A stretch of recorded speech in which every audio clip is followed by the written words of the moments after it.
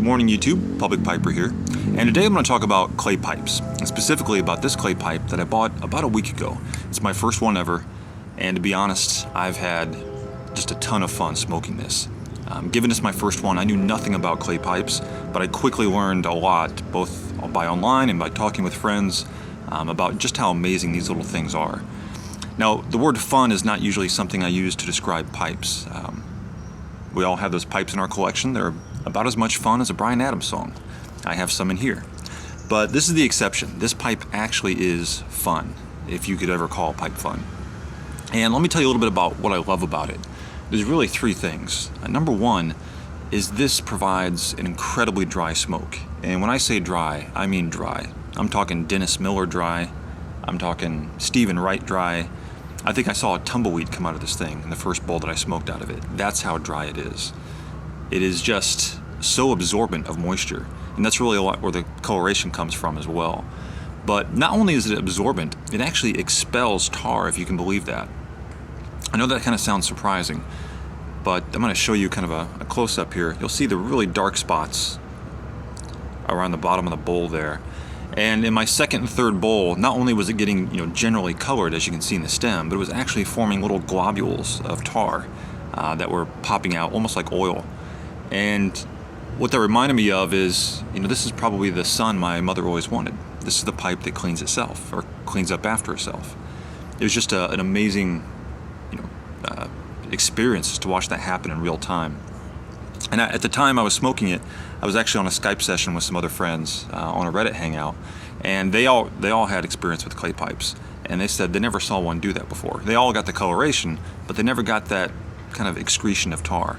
So maybe I got lucky. Maybe this is unusual for a clay pipe, but I love it. I love that idea that it basically self-cleans. Another thing I love about this pipe is the value. Now, I paid about $25 for this, and from what some of my friends have told me, this is actually kind of on the higher end, if you want to call it that, the higher end of clay pipes. You can get these for about $15 or $20. And when I think of the return on investment for me, if I broke this right now and just snapped it in half, it would have paid for itself. I've had that much fun with this thing. I've easily had $25 worth of fun. So the value of clay pipes is just, I think it's hard to beat. Although this is my first, I'm definitely going to get several more.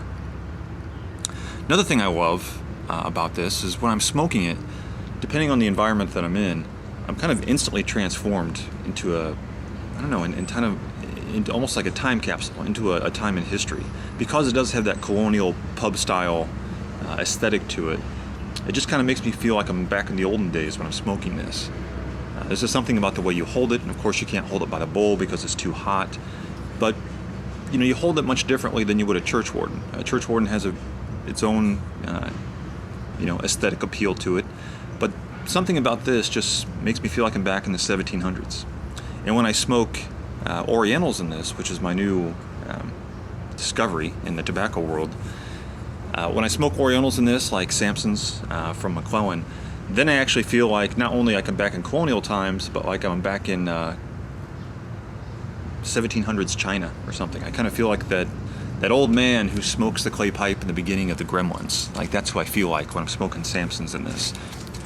Kind of feel like my IQ just bumps up about 2 points in every bowl. Not every time, but that happens occasionally. Now, I rarely recommend anyone go out and buy something simply because I like it. We all have different taste profiles. We all have different perspectives on pipes, on tobacco.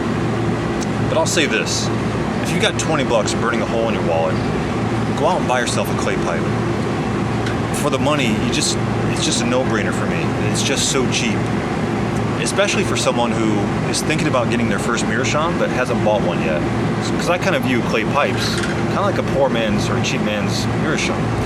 If you're looking to get that different experience, which I think is why people buy meerschaums, to kind of round out their collection, take a step back from briar and just be able to taste and experience the burning characteristics of something other than wood, I think a clay pipe is a great avenue.